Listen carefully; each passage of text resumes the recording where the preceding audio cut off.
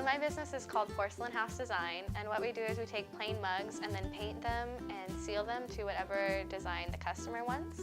So it could be your name or a sports team you really like, or a design that you drew yourself but you want it on a mug.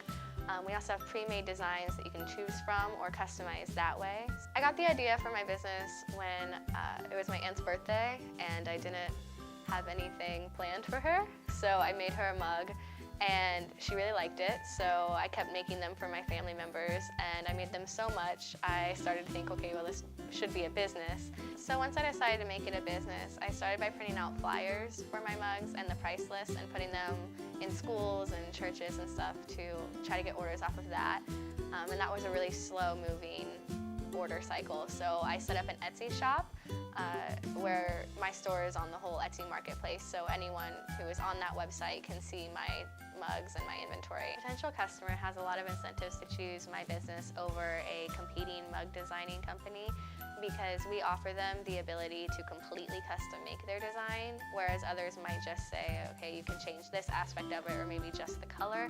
We tell them you can choose anything you want to put on the mug, and we will make it for you.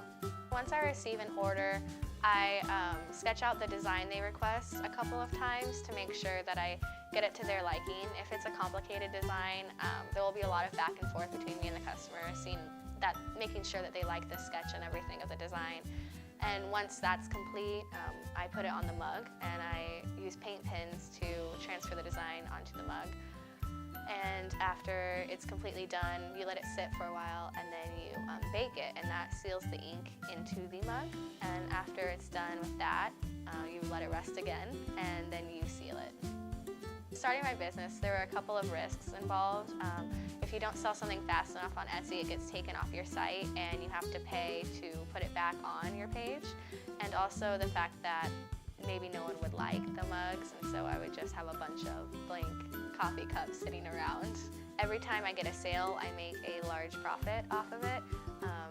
Not large as in a bunch of money, but large as in profit compared to what I paid to make the mug. So the capital resources I use to create a mug are the mug itself, the paint pens to transfer the design onto the mug, a gloss sealant to seal the design on it, and the oven to bake the design in there.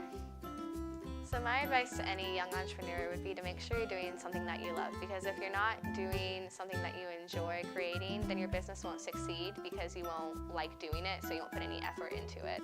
And also make sure you're seeking out as many educational opportunities in business as you can, because you want to come off that you know more than what your age might tell the customer. So you want to come off as older to the customer or anybody evaluating your business, so they think you're wiser than you are.